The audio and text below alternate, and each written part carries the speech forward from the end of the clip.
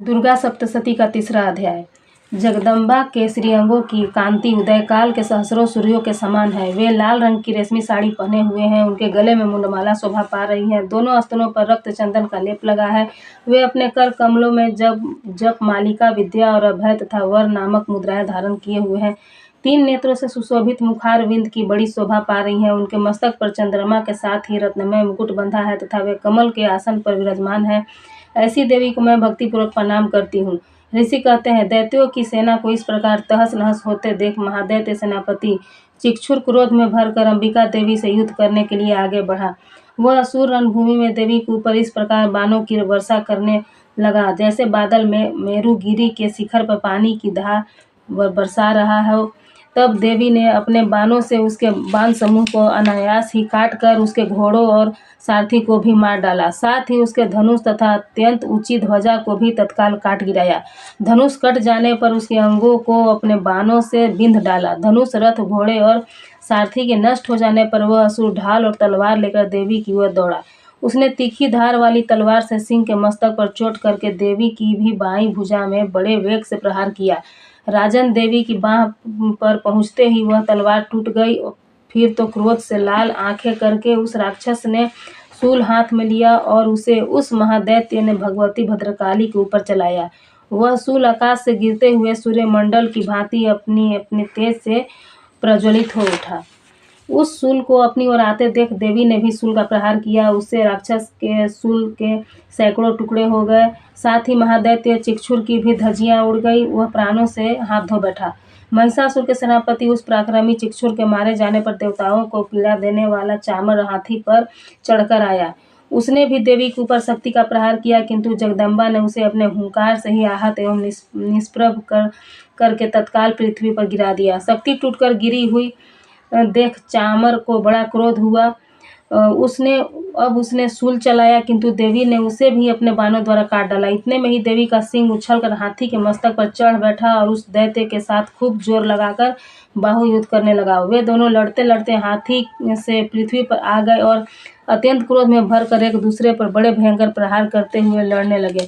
तदनंतर सिंह बड़े वेग से आकाश की ओर उछला और ऊपर से गिरते समय अपने पंजों की मार से चामर का सिर धड़ से अलग कर दिया।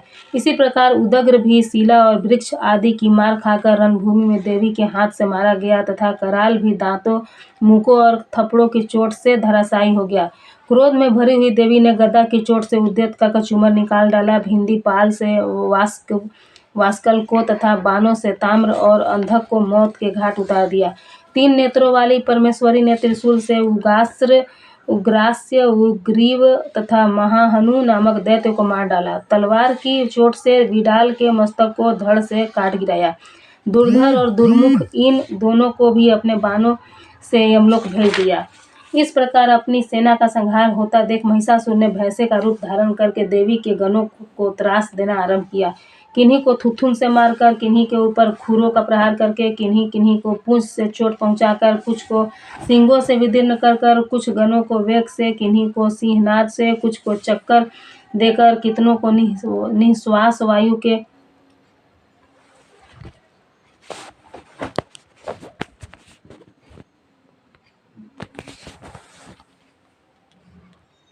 वायु के झोंकों से धराशायी कर दिया। इस प्रकार गणों की सेना को गिराकर वह असुर महादेवी सिंह को मारने के लिए झपटा। इस जगदम्बा को बड़ा क्रोध हुआ। उधर महापराक्रमी महिषासुर भी क्रोध में भरकर धरती को खुरों से खोदने लगा तथा अपने सींगों से ऊंचे ऊंचे पर्वतों को उठाकर फेंकने और गरजने लगा। उसके वेग से चक्कर देने के कारण पृथ्वी क्षुब्ध होकर फटने लगी। उसकी पूंछ से टकराकर समुद्र सब और धरती को डुबोने लगा। हिलते हुए सींगों के आघात से विदीर्ण होकर बादलों के टुकड़े टुकड़े हो गए। उसकी श्वास की प्रचंड वायु के वेग से उड़े हुए सैकड़ों पर्वत आकाश से गिरने लगे। इस प्रकार क्रोध में भरे हुए उस महादैत्य को अपनी ओर आते देख चंडिका ने उसका वध करने के लिए महान क्रोध किया। उन्होंने पास फेंकर उस महान असुर को बांध दिया। उस महासंग्राम में बंध जाने पर उसने भैंसे का रूप त्याग दिया और तत्काल सिंह के रूप में वह प्रकट हो गया। उस अवस्था में जगदम्बा ज्यों ही उसका मस्तक काटने के लिए उद्यत हुई, त्यों ही वह खड्गधारी पुरुष के रूप में दिखाई देने लगा।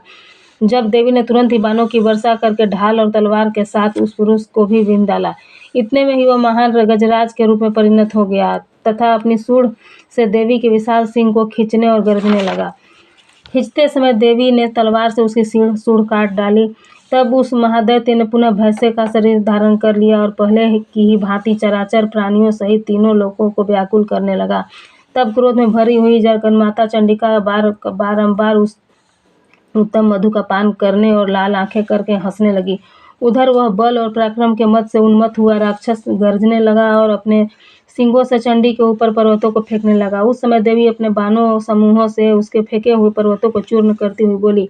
बोलते समय उनका मुख मधु के मद से लाल हो रहा था और वाणी लड़खड़ा रही थी। देवी ने कहा, ओ मूढ़, मैं जब तक मधु पीती हूँ तब तक तू क्षण भर के लिए खूब गर्ज ले। मेरे हाथ से यही तेरी मृत्यु हो जाने पर अब शीघ्र ही देवता भी गर्जना करेंगे। ऋषि कहते हैं, यो कहकर देवी उछली और महादैत्य के ऊपर चढ़ गई।